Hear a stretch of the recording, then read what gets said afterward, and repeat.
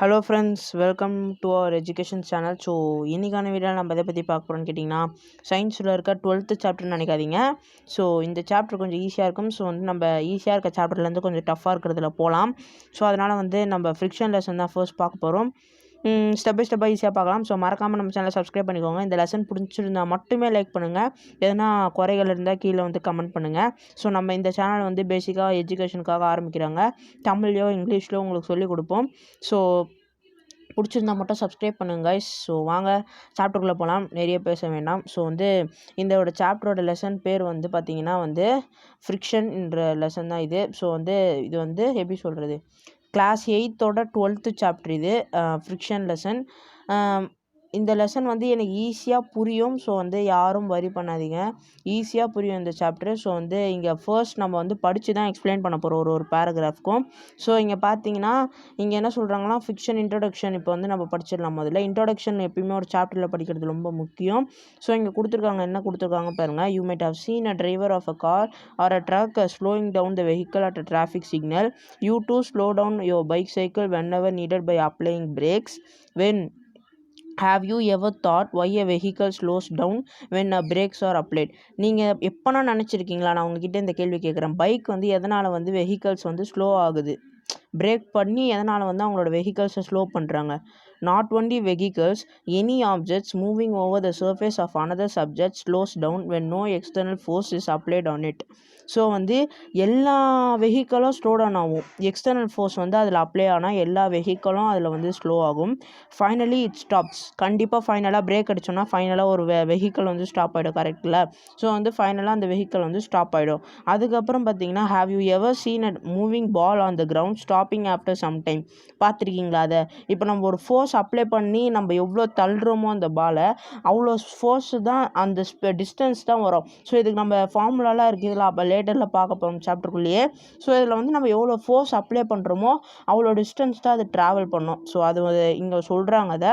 அதுக்கப்புறம் பார்த்திங்கன்னா, why do we slip when we step on a banana peel? So இது எப்படி சொல்கிறாங்கன்னா, இது சர்ஃபேஸை பற்றி சொல்கிறாங்க. இதை ஒரு கேள்வியோ ஒரு டாபிக்ஸாக இங்கே மாறப்போகுது. இதுதான் உண்மையான விஷயமே.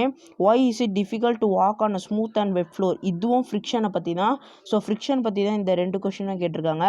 ஸோ அதுக்கப்புறம் பார்த்திங்கன்னா இங்கே நம்ம அப்புறமா டாபிக்குள்ளே போகலாம். You will find the answers. So இது ஆக்சுவலாக டாபிக்ஸ் தான். இது என்னென்ன ஆன்சர்ஸ் நம்ம இப்போ இதை சாப்டர் புரிஞ்சதுக்கப்புறம் கண்டிப்பாக நம்ம இந்த கொஷின்ஸ் எல்லாத்துக்கும் நம்ம ஆன்சர் பண்ணுறோம். அதோடு தான் நம்ம சாப்டர் முடிக்க போகிறோம். இது கண்டிப்பாக உண்மை. ஸோ இப்போ நம்ம சாப்டருக்குள்ளே போயிடலாம். இதில் பார்த்தீங்கன்னா ஃபர்ஸ்ட் டாபிக் நம்மளுக்கு என்ன கொடுத்துருக்காங்க? First topic force of friction அப்படின்னு கொடுத்துருக்காங்க. ஸோ இந்த ஃபோர்ஸ் ஆஃப் ஃப்ரிக்ஷனில் ஜென்ரலி ஒரு ஆக்டிவிட்டி கொடுத்துருக்காங்க. இது என்ன ஆக்டிவிட்டின்னு பார்த்தீங்கன்னா, நானே எக்ஸ்பிளைன் பண்ணுறேன். இப்போ ஒரு புக்கை வச்சு நீங்கள் ஒரு தூரம் தள்ளுறீங்க. அதை தள்ளும் போது உங்களுக்கு என்ன ஆகும்? அந்த புக்கு கொஞ்சம் தூரம் மூவ் ஆகிட்டு அப்படியே நின்றுடும். இது அதோட ஃபோர்ஸை பொறுத்து நம்ம எவ்வளோ ஃபோர்ஸ் அப்ளை பண்ணுறோமோ. ஸோ இந்த லைன் பாருங்கள், இந்த இடத்துலேருந்து பாருங்கள், கேன் யூ திங்க். ஸோ இந்த இடத்துலேருந்து can you think an object, what think an explanation, can we see that a force must be acting on the book opposing its motion? This is called the force of friction. அது என்னதுன்னா, இங்கே பாருங்கள், ஃபஸ்ட்லேருந்து படித்தாதான் புரியும். gently push a book on a table, you will observe that it stops after moving some distance. Repeat this activity pushing the book from the opposite direction. Does the book stops this time too? Can you think of an explanation? Can we say the force must be acting on the book opposing its motion? கண்டிப்பாக இது நான் உண்மைதான். Force தான் இதில் act ஆகுது. So நம்ம எவ்வளோ தூரம் ஃபோர்ஸ் அதில் புஷ் பண்ணுறோமோ அந்த ஃபோர்ஸில் தான் அது போகுது. அந்த ஃபோர்ஸ் கொஞ்சம் ஸ்டாப் ஆனதுக்கப்புறம், பிரேக் டவுன் ஆனதுக்கப்புறம் ஃபோர்ஸில் அது நின்றுடுது.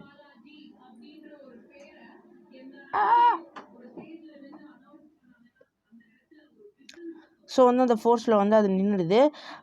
அதுக்கப்புறம் இதுதான் இதை அவங்க என்ன சொல்கிறாங்கன்னா, term of force of friction. So இப்போ உங்களுக்கு ஃபோர்ஸ் ஆஃப் ஃப்ரிக்ஷன் கேட்டாங்கன்னா நீங்கள் என்ன எழுதணும்னா, the object which is acting on the force for opposing its motion is called force of friction எழுதணும். ஓகேயா? Force that is acting on a புக்குன்னு இல்லை, on an object to oppose its motion is called that force of friction நீங்கள் எழுதணும். So force of friction இங்கேயே கொடுத்துட்டாங்க explanation. அதுக்கப்புறம் பார்த்தீங்கன்னா, you saw that if you apply, wait பண்ணுங்க. So நான் ப்ரஷ் எல்லாத்தையும் மாற்றிக்கிறேன். ஸோ ப்ரஷ்ஷு சரியாக ஒர்க் ஆக மாட்டேங்குது. So elevate. ஸோ இப்போ பார்த்தீங்கன்னா வந்து you can saw that if you apply the force along the left, friction acts along the right. You apply the force along the right, the friction acts along the left.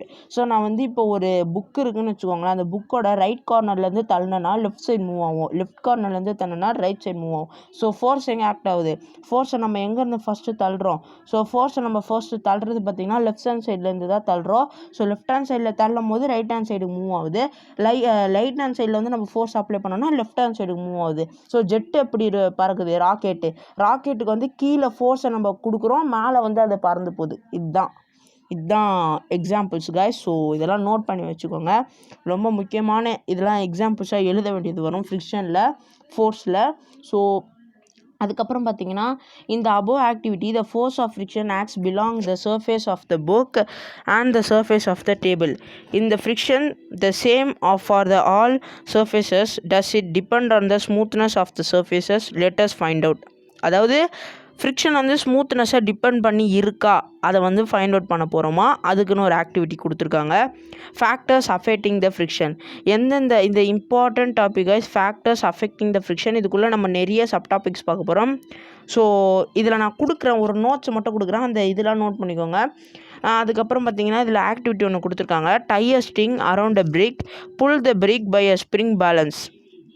அதாவது என்ன சொல்கிறாங்கன்னா ஒரு செங்கலை ஒரு spring பேலன்ஸ்ன்னு இருக்கும். So இதை பாருங்கள், முதல்ல ஸ்ப்ரிங் பேலன்ஸ்னால் என்ன தெரிஞ்சுக்கிட்டு வந்துடுவோம்.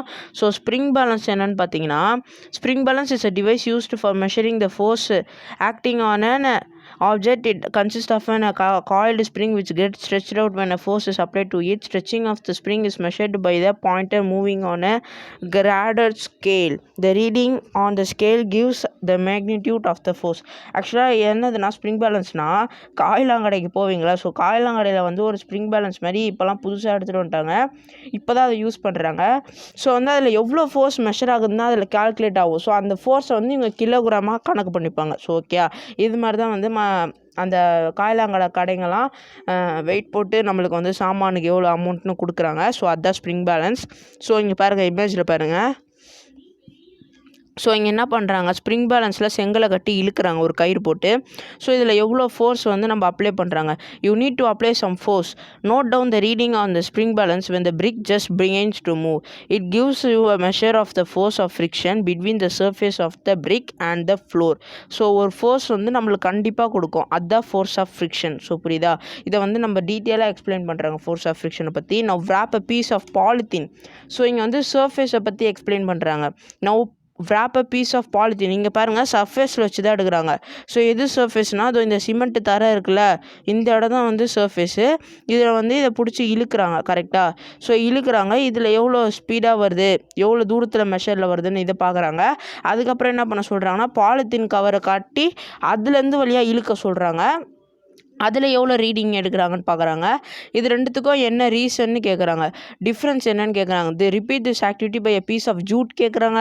இதுமாதிரி நிறைய நீங்களே ட்ரை பண்ணி பார்க்கலாம். ஸோ மேபி இந்த ஆக்டிவிட்டியெல்லாம் நீங்கள் ட்ரை பண்ணி பார்த்துட்டு எனக்கு கீழே கமெண்ட் செக்ஷனில் சொல்லுங்கள் உங்களுக்கு எப்படி அந்த ரீடிங்ஸ் வந்ததுன்னு.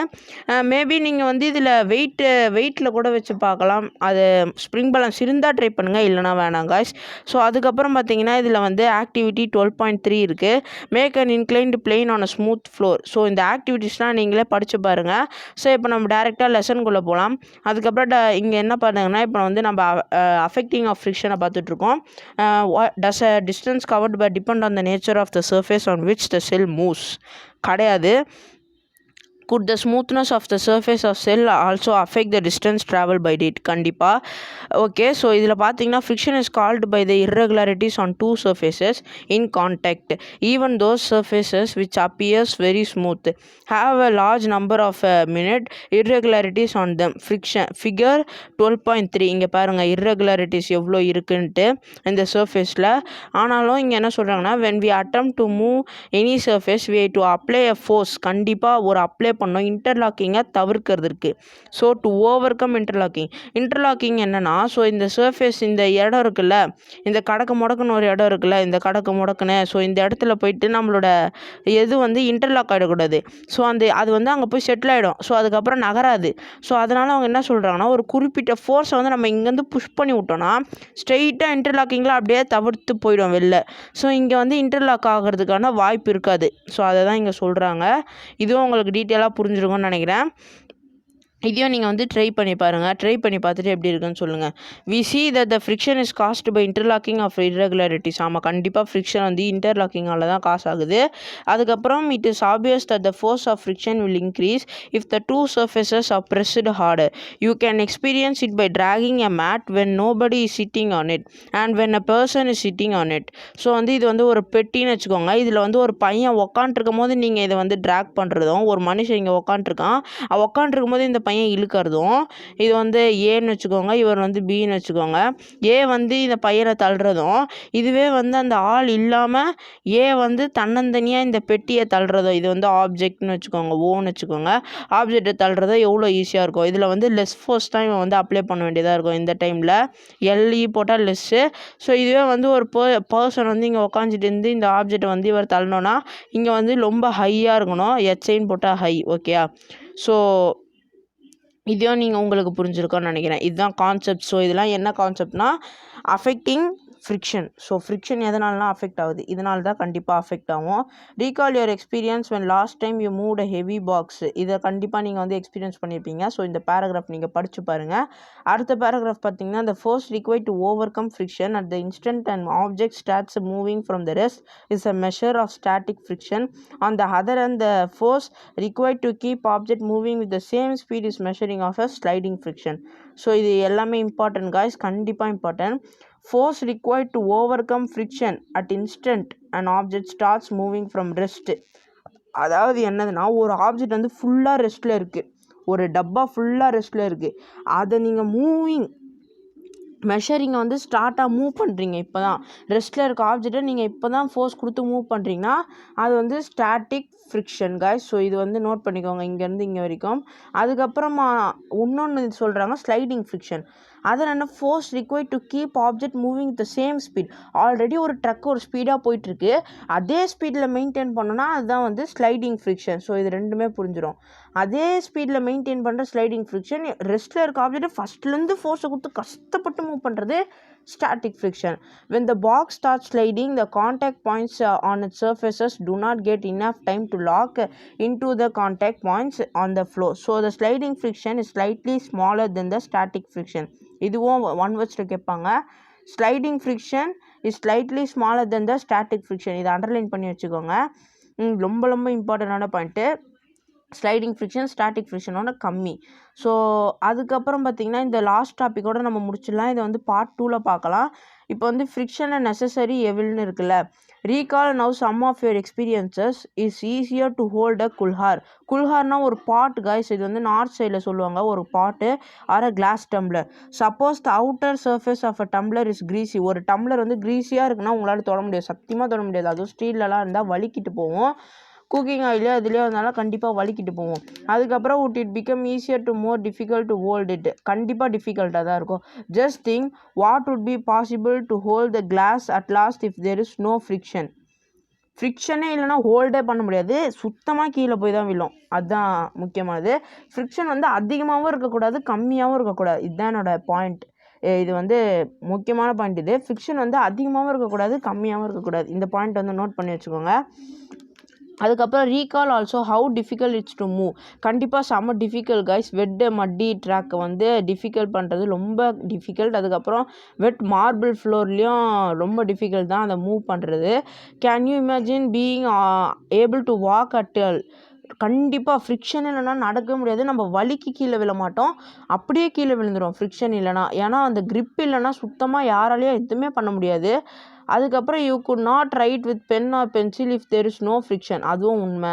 அதுக்கப்புறம் when your teacher is writing with chalk on blackboard it rough surface rub some chalk particles with stick together. So friction இல்லைனா உங்களுக்கு முக்கியமானது ஸ்கூலில் எழுதி போடுறதே உங்களோட போர்டில் நிற்காது. அந்த ஃப்ரிக்ஷனால் ரஃப் சர்ஃபேஸ் வந்து இர்ரெகுலாரிட்டிஸில் லாக் ஆகிடும்.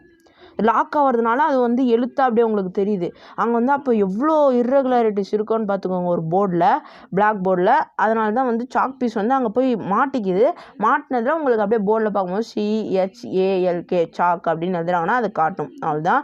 If an object starts moving it would never stop if there is no friction. அதுவும் உண்மைதான். அப்படியே வலிக்கிக்கிட்டு போயிட்டே இருக்கும். வெயிட் மார்பிள்லாம் நீங்கள் நடந்தீங்கன்னா நீங்களும் வலிக்கிக்கிட்டு போயிட்டே இருப்பீங்க. அது ஒரு எக்ஸாம்பிள், நோட் பண்ணி வச்சுக்கோங்க. அதுக்கப்புறம் had there been no friction between the tires of the automobiles and the road, they could not be started or stopped or turned to change the direction of a motion. You could not fix a nail on the wall. அதுவும் உண்மை. Friction இல்லைனா அதை நீங்கள் ஆணியை கரெக்டாக பிடிச்சி நீங்கள் அடிக்க முடியாது. அதுக்கப்புறம் டைய நாட்டு, அதுவும் உண்மைதான். ஒரு முடியும் உங்களால் போட முடியாது ஃப்ரிக்ஷன் இல்லைனா. Without friction no building could be constructed. கீழே பேஸ் மட்டுமே இருக்காது, பேஸ் மட்டுமே வலிக்கு சரிஞ்சிரும், பில்டிங் வந்து சரிஞ்சிரும். On the other hand friction is an evil too. It wears about the small material whenever the screws ball bearing or soles. அதாவது எப்படின்னா ஃப்ரிக்ஷன் அதிகமாக இருந்தால் இது வந்து ஈவில். எப்படின்னா ஃப்ரிக்ஷன் அதிகமாக இருக்கும் போது நம்மளோட இதுலாம் ஷூ இருக்குல்ல, ஷூவில் இருக்க ஷோல்ஸ்னால் ஷூக்கு பின்னாடி ஒரு மாதிரி இருக்கும் பாருங்கள். இப்போ இதுதான் வந்து ஷூவோட பாட்டம்னா இதில் இதுமாதிரி கோடு கோடாக போட்டிருக்கோம். இந்த ஷோல்ஸ் தான், இது பேர் தான் வந்து ஷோல்ஸு. SHOLESன்னு ஷோல்ஸ்ன்னு சொல்லுவாங்க. ஷோல்ஸ் வந்து தேஞ்சிரும். ஸோ அது ஒன்று, அது வந்து ஈவில் நம்மளுக்கு ஒன் ஆஃப் அதுக்கப்புறம் பால் பியரிங்ஸ்லாம் காணப்படும், ஸ்க்ரூஸ் வந்து தேஞ்சிரும். Friction can also produce heat. ஓவராக தேய்ச்சோன்னா, ஒரு ஸ்டீல் இது ராடை போட்டு தேய்ச்சோன்னா கீழே அதுலேயும் ஹீட் ப்ரொடியூஸ் ஆகும். Rubs your palm together few மினிட்ஸ்னால் ஹாட் ஹீட் ப்ரொடியூஸ் ஆகுதுல்ல, அதுதான் இது. மேட்ச் ஸ்டிக் ஸ்ட்ரைக் பண்ணதுனால ஃபயர் வருது. இது வந்து நல்ல விஷயந்தான், இது நம்மளுக்கான பெனிஃபிட் இது. ஓகே, அதுக்கப்புறம் இது வந்து எக்ஸாம்பிள்ஸ் கொடுத்துருக்காங்க, எக்ஸாம்பிள்ஸை படித்து பாருங்கள். ஓகே, ஸோ இந்த எக்ஸாம்பிள்ஸ் படித்து பார்த்தீங்கன்னா இதோட நம்ம டாபிக் முடியுது காய்ஸ். ஸோ அடுத்த டாப்பிக்கில் நம்ம எதை பற்றி பார்ப்போம்னு கேட்டிங்கன்னா இன்க்ரீஸிங் அண்ட் ரெடியூசிங் ஃப்ரிக்ஷன். இது மேபி நாளைக்கான டாப்பிக்காக வரலாம். ஸோ வெயிட் பண்ணி ஃபுல்லாக பாருங்கள். இதே வீடியோ பிடிச்சிருந்தா மறக்காமல் சப்ஸ்கிரைப் பண்ணிவிடுங்க நம்ம சேனலுக்கு. ஸோ இதுமாதிரி இன்ட்ரெஸ்டிங்கான உங்களுக்கு டாபிக்ஸோடு நான் வந்து சயின்ஸ் இங்கிலீஷ்னு சொல்லுவேன். ஸோ அடுத்து உங்களுக்கு என்ன லெசன் வேணும், மேக்ஸ்லையா, 8th-லையோ, 9th-லையோ, 7th-லையோ, 6th-லையோ, 5th-லையோ, 4th-லையோ எதில் வேணால் கேளுங்க, நான் சொல்கிறேன் guys. So that's it. See you all in a new educational lesson video. Bye bye guys. Bye.